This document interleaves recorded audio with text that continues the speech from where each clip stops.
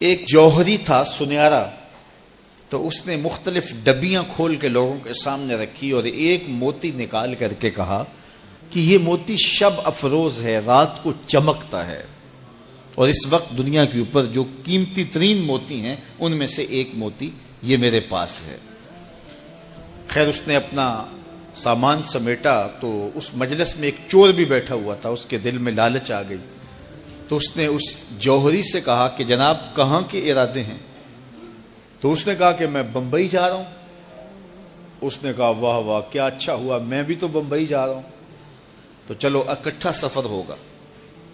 وہ جوہری سمجھ گیا اس کی نیت کے کھوٹ کو کہ یہ میرا ہم سفر تو نہیں ہے، اس کا دل آ گیا ہے اس موتی پہ اور مجھ سے ہر صورت یہ موتی چرانا چاہتا ہے۔ لیکن وہ بھی بڑا سمجھدار تھا، اس نے کہا آ جائیے کوئی بات نہیں۔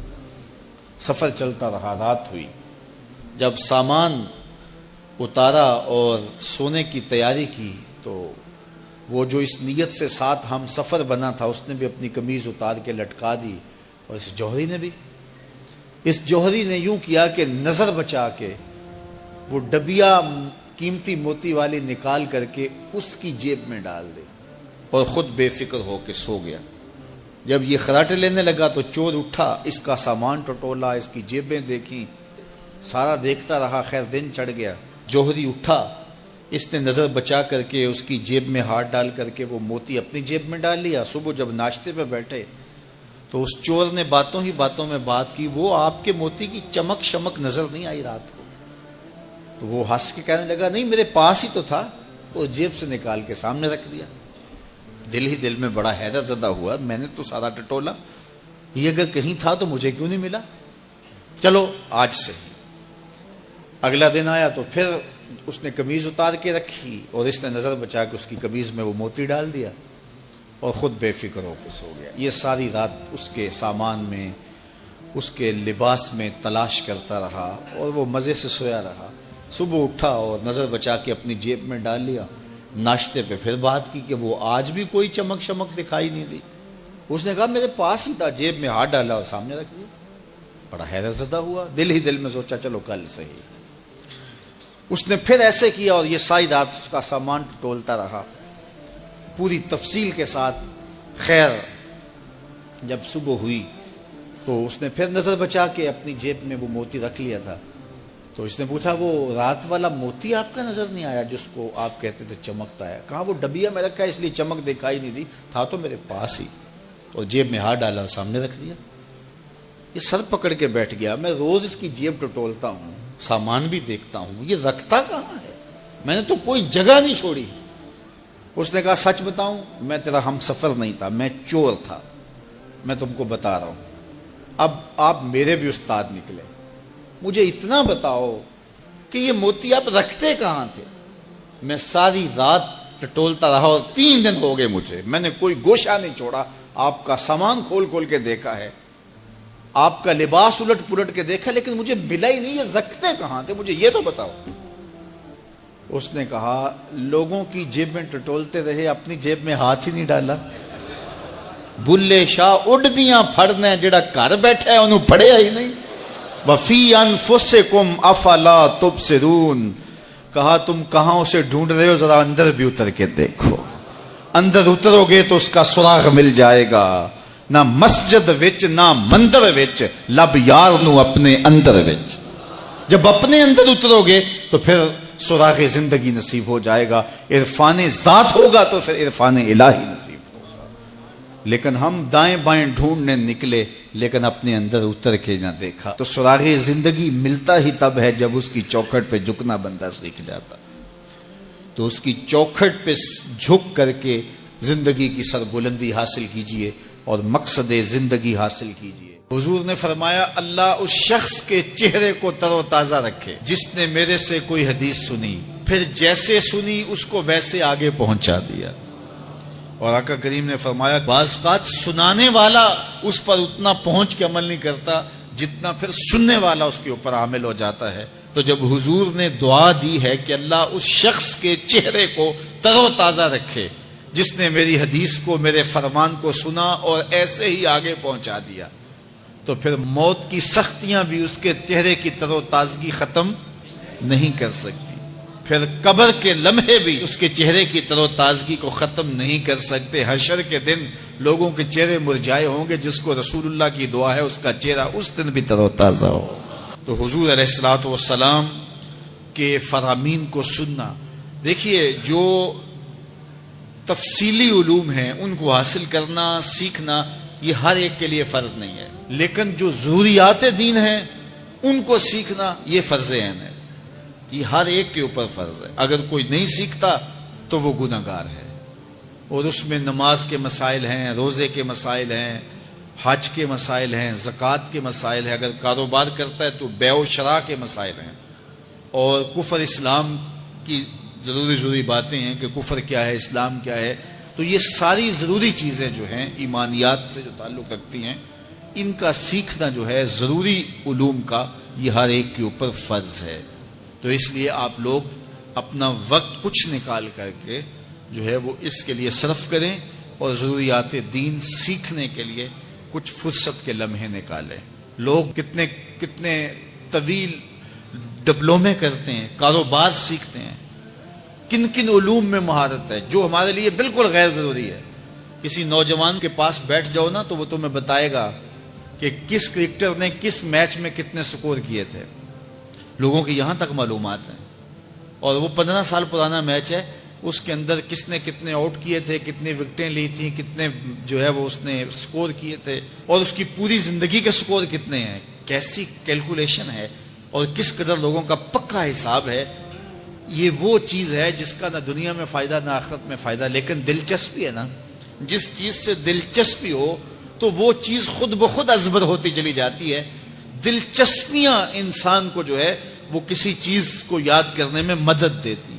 ایک عرب شیخ کہہ رہا تھا کہ ہم ماضی میں پڑھتے تھے کہ ہمارے اسلاف، ہمارے بزرگ ایک ایک رات میں پورا قرآن ختم کر لیتے تھے، تو وہ کہتا ہے میں سوچتا تھا کہ ساری رات قرآن بندہ پڑھتا رہے تو کس طرح ممکن ہے۔ تو کہتا ہے میں اپنے بچوں کو دیکھتا ہوں کہ وہ جو ہے وہ موبائل کے ساتھ لگے رہتے ہیں، اور فجر کی اذان ہو جاتی ہے تو وہ تب چونکتے اچھا رات گزر گئی۔ تو میں کہتا ہوں نوجوان کی دلچسپیاں کچھ اور ہیں، اور وہ بھی اس شغف کی وجہ سے ایسا کھبا کہ رات گزر گئی اور اس کو پتہ ہی نہ چلا۔ تو جن کو قرآن کا نشہ ہو گیا تھا ان کی ساری راتیں قرآن میں گزر جاتی تھی، اور ان کو پتہ ہی نہیں ہوتا تھا کہ رات بھی گزر گئی ہے، اور اذان ہوتی تو پھر پتہ چلتا کہ اچھا رات گزر گئی ہے۔ تو یہ شوق اگر پیدا ہو، شوق تو دیکھیے یہ گیموں کا پیدا ہو جائے، کھیلوں کا پیدا ہو جائے، تو وہ انسان کو کیا کچھ سکھا دیتا ہے، اور جس کے سینے میں کتاب اللہ کا شوق پیدا ہو جائے تو پھر کیوں نہ اس کے سینے کے اندر جو ہے وہ طلب کتاب اللہ کی تلاوت کی پیدا ہوگی۔ تو اپنے سینوں میں علم حاصل کرنے کا شوق پیدا کرو، علم سیکھو، اپنی نسلوں کو سکھاؤ، اپنی اولادوں کو دین سکھاؤ، اپنی اولادوں کو نماز کا خوگر اور عادی بناؤ، ان کو کھینچ کھینچ کے نماز کی طرف لے جاؤ، یہ عادی بن جائیں نماز کے، تاکہ بعد از انتقال دعاؤں کے سلسلے جاری رہیں۔ کتنے لوگ تھے جو ہمارے ساتھ چلتے ہوتے تھے، آپ ذرا اپنے ذہن پہ زور دیں، بچپن کے دوست، کلاس فیلوز، کاروباری ساتھی، گلی محلے کے لوگ، رشتہ دار، اعزاء و اقربا، آباء و اجداد، اور کتنے لوگ آپ کے مخالفین، معاندین، یہ ساری فہرست ذہن میں لائیں تو ایک دم خیال پڑتا ہے فلاں بھی چلا گیا، فلاں بھی چلا گیا۔ کوئی سال کے بعد اچانک کوئی بات یاد آتی ہے تو یاد آ جاتا ہے، کوئی 6 ماہ کے بعد یاد آتا ہے۔ کئی ایسے لوگ ہیں کہ سال ہا سال بعد یاد، ہاں وہ بھی ہوتا تھا۔ مٹی کا رزق بن گئے، قصہ پارینہ بن گئے، کہانی تو اتنی سی ہے نا، جو اکڑ اکڑ کے چلتے تھے آج وہ مٹی کا رزق بن گئے ہیں، جو اپنے بدن پہ چٹکی مٹی بھی نہیں پڑنے دیتے تھے آج ان کے کفن بھی تار تار ہو گئے۔ حضرت غوث اعظم فرماتے ہیں قبرستانوں میں جا کے دیکھو کیسے کیسے حسینوں کی مٹی خراب ہو رہی ہے۔ اللہ اکبر، بدن خاک میں مل گئے، ہڈیاں چور چور ہو گئی، ریزہ ریزہ ہو گئی، قبروں کے نشان بھی مٹ گئے، کتبے بھی ٹوٹ گئے، مٹ گیا مشتاق دل سے رنگے یاد رفتگاں، پھول مہنگے ہو گئے، قبریں پرانی ہو گئی۔ کون کسی کو یاد کرتا ہے؟ اور اسی طرح ہم مل کے مٹی کا رزق بننے والے ہیں، لیکن کوئی ایسا کام چھوڑ جائیں گے، اپنے رب سے جڑ جائیں گے، اپنے رب کے بندوں سے جڑ جائیں گے، رسول کریم کے دامن کو تھام لیں گے، تو پھر موت بھی مرنے نہیں دے گی، پھر سرخرو اور سر بلند ہوں گے، پھر عزتوں کے تاج سروں پہ رکھے جائیں گے، وقار کی مسند پہ بٹھائے جائیں گے، فقیر نام تنا دا باہو قبر جنہ دی جیوے ہو، پھر قبروں پہ بھی چراغاں ہوگا جب ہم ان سے جڑ جائیں گے۔ تو یہ مختصر زندگی کی تمام تر لطافتوں کے حصول کے ساتھ گزرنی چاہیے۔ کتنے نوجوان ہیں جنہوں نے اپنی توبہ کو مؤخر کیا تھا بڑھاپے کے لیے، اور آج قبرستانوں میں دفن ہیں۔ آپ جا کے قبرستانوں میں دیکھیں، وہ سوچتے تھے کہ ابھی تو جوانی ہے، جوانی سے لطف اندوز ہو لیں، بڑھاپے میں توبہ کر لیں گے، لیکن بڑھاپا نہیں آیا، موت آ گئی۔ موت تو برحق ہے، یہ تو آ کے رہنی ہے، لیکن بڑھاپا لازمی نہیں ہے کہ ضروری آئے۔ حضرت امام غزالی نے ایک بڑی خوبصورت بات لکھی، فرماتے ہیں معاشرے میں نظر دوڑا کے دیکھو، زیادہ بچے ہیں، زیادہ جوان ہیں یا زیادہ بوڑھے ہیں؟ تو کہا آپ کو بچے زیادہ ملیں گے۔ ہر گھر میں دیکھ لیجئے، بچے زیادہ ہوں گے، جوان ان سے کم ہوں گے، بوڑھے ان سے کم ہوں گے۔ تو اگر بوڑھے تھوڑے ہیں، جوان زیادہ ہیں، تو غزالی فرماتے ہیں پھر بات سیدھی سیدھی ہے، بڑھاپے تک کوئی پہنچتا ہے، زیادہ جوانی میں چلے جاتے ہیں۔ اور کہا کہ اگر جوانوں سے بچے بھی زیادہ ہیں تو پھر اس کا مطلب بھی سیدھا سیدھا ہے کہ جوانی تک سارے نہیں پہنچتے، بہت بچپن میں چلے جاتے ہیں۔ غرہ کس پہ، ناز کس پہ، غرور کس پہ، تکبر کس پہ؟ تو یہ مختصر زندگی جو اللہ کی امانت ہے، اس کو اللہ کے نام پہ گزارو۔ جو بیت گئی وہ بیت گئی، وہ تو منہا ہو گئی زندگی سے۔ وہ مجھے رات سے کچھ لوگ میسج بھیج رہے ہیں کہ آج 16 مارچ ہے اور آپ کا پیدائش کا دن ہے، مبارک ہو، اللہ سب کو جزا دے۔ لیکن میں آج اپنی چھوٹی بیٹی کو بھی کہہ رہا تھا، وہ مجھے بولی کہ ابو آپ کو مبارک ہو، تو میں نے کہا کہ آپ ہاتھ اٹھا کے اللہ کی بارگاہ میں دعا کرو کہ اللہ آپ کے باپ کے 46 سال کے گناہ معاف کر دے۔ یہ تو زندگی گزر گئی ہے، 46 سال میرے ہاتھ سے نکل گئے ہیں، میں الٹا بھی لٹک جاؤں تو یہ میرے ہاتھ نہیں آ سکتے۔ اگر میں نے اچھے گزارے ہیں تو مجھے مبارک ہو اگر قبول ہو گئے ہیں، اور اگر اچھے نہیں گزرے تو مجھے توبہ کرنی چاہیے، زندگی کی کوتاہیوں سے توبہ کرنی چاہیے۔ ہم سمجھتے ہیں ہم بڑے ہو رہے ہیں، حقیقت میں ہم چھوٹے ہو رہے ہیں۔ ہم اپنی زندگی کے اہداف طے کریں، زندگی کے مقاصد طے کریں، ساری زندگی اس کے گرد سفر کرنی چاہیے۔ کئی لوگ ساری زندگی گزار دیتے ہیں، ان کو ساری زندگی راستے نہیں ملتا کہ جانا کدھر ہے۔ وہ کیوں؟ وَأَضَلُّ السَّبِيلَ، اللہ فرماتا وہ بھٹکے ہوئے مسافر ہوتے ہیں۔ اللہ سے راستہ مانگو، آہستہ چلو لیکن منزل کا تعین کر کے بڑھو، بڑھتے رہو، منزل تمہارا استقبال کرے گی۔ آج مشکل ہے تو کل آسانیاں ہوں گی۔ تو یہ زندگی تیزی کے ساتھ کٹ رہی ہے، لمحہ لمحہ میں اور آپ موت کے قریب ہو رہے ہیں۔ قبل اس سے کہ وہ وقت آئے کوئی حجت باقی نہ رہے، مجھے اور آپ کو اپنی آخرت کی تیاری کی کوشش کرنی چاہیے۔ اور میاں کوئی بہت زیادہ کھا لیتا ہوگا تو وہ کتنا کھا لیتا ہوگا؟ 1 کلو کھا لیتا ہوگا، 2 سیر کھا لیتا ہوگا، لیکن شیر پورے کا پورا جانور ہڑپ کر لیتا ہے، ہاتھی چھوٹا پورا درخت ہڑپ کر لیتا ہے، تو کھانے میں تو وہ پھر ہم سے کثرت رکھتے ہیں۔ یہ کتنے کتنے جانور ہیں جنہوں نے کتنے خوبصورت اپنے لیے گھونسلے بنائے ہوتے ہیں۔ تو یہ مقصد نہیں زندگی کا، یہ ہماری ذیلی ضروریات ضرور ہیں لیکن مقصد زندگی کا نہیں ہے۔ اکبر الہ آبادی نے کہا تھا نا، کیا بتائیں احباب کیا کار نمایاں کر گئے، کیا بتائیں احباب کیا کار نمایاں کر گئے، بی اے کیا نوکر ہوئے پینشن ملی اور مر گئے۔ کیا یہ زندگی ہے؟ کہتے جی فلاں بندہ رزق حلال کماتا ہے، کسی کو ضرر نہیں دیتا، بس ٹھیک ہے، اچھی بات ہے، لیکن یہ کام تو چیونٹی بھی کرتی ہے۔ صبح اپنی بل سے نکلتی ہے، اپنی خوراک ڈھونڈتی ہے، کسی کو ضرر نہیں پہنچاتی۔ چیونٹی کا مزاج دیکھا ہے کہ وہ آ رہی ہے تو آگے آپ کو چیز رکھتے تو وہ راستہ بدل لیتی ہے، وہ مزاحمت بھی نہیں کرتی۔ خود کھاتی ہے، بچوں کو کھلاتی ہے، موسم برسات کے لیے جمع بھی کر لیتی ہے.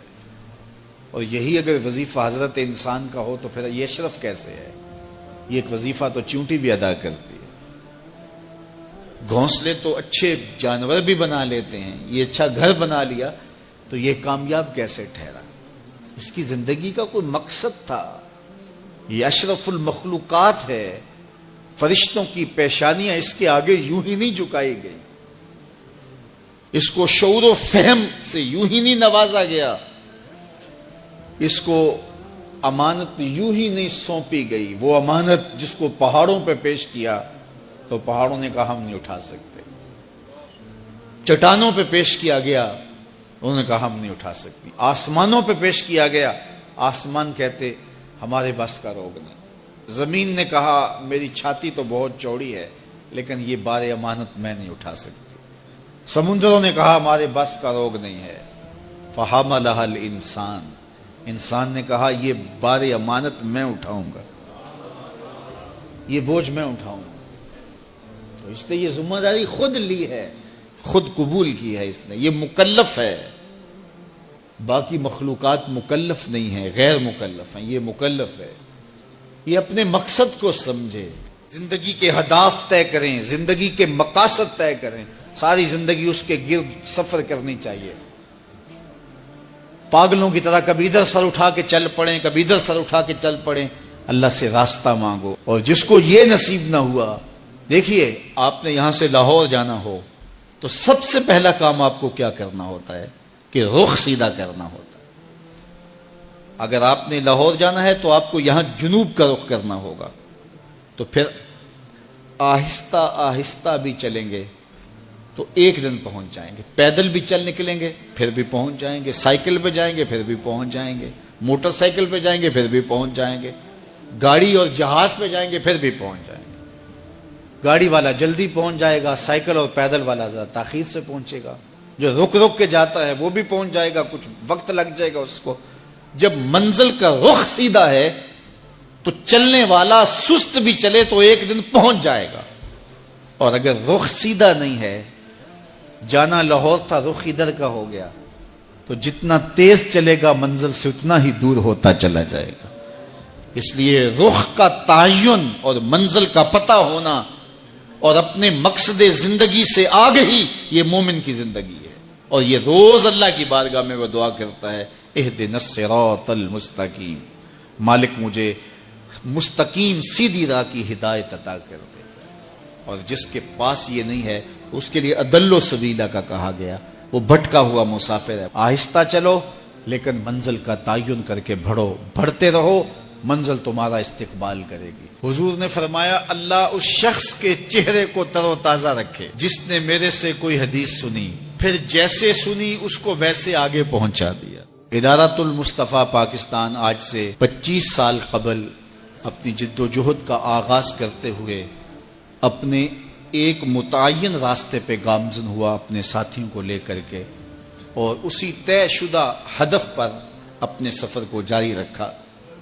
اور حالات اور لوگوں کے رجحانات کو دیکھ کر کے اپنی منزل تبدیل نہیں کی، بلکہ قرآن و احادیث کی تعلیمات کے نتیجے میں جو اہداف متعین تھے اس پر اپنے سفر کو جاری رکھا. اور آج دنیا کے ایک ایک کونے میں الحمدللہ محبت کی یہ آواز پہنچ چکی ہے.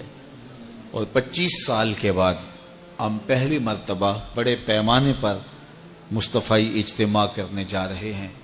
انشاءاللہ العزیز اللہ نے چاہا تو 1 اپریل کو یہی مرکز مصطفیٰ میں مصطفی اجتماع منعقد ہوگا. خواتین کے لیے پردے کا انتظام ہم نہیں کر پائیں گے چونکہ اوپر والے ہالز وغیرہ بھی ہمیں مردوں کے لیے ان کی ضرورت ہوگی، تو اس لیے خواتین سے ہم معذرت کر چکے ہیں. 1 اپریل کے اس مصطفی اجتماع میں بھرپور دعوت کا آغاز ہو چکا ہے. جمعۃ المبارک کے جملہ سامعین اور میرے ساتھ محبت کرنے والے تمام لوگوں کو میں یہ میسج دیتا ہوں کہ وہ اس کے دعوتی عمل میں بھرپور شریک ہوں اور وطن عزیز کے کونے کونے کے اندر مصطفی اجتماع کی ضروری تشہیر بھی کریں اور اس کے لیے قافلہ سازی بھی کریں اور منظم قافلے لے کر کے یہاں پہنچیں. ہم نے بہت زیادہ وقت اجتماع کے لیے نہیں رکھا، 10 بجے سے لے کر کے نماز عصر تک، اور نماز عصر بھی تاخیر کے ساتھ نہیں، جو اس کا وقت ہے اسی وقت پر انشاءاللہ پڑھیں گے.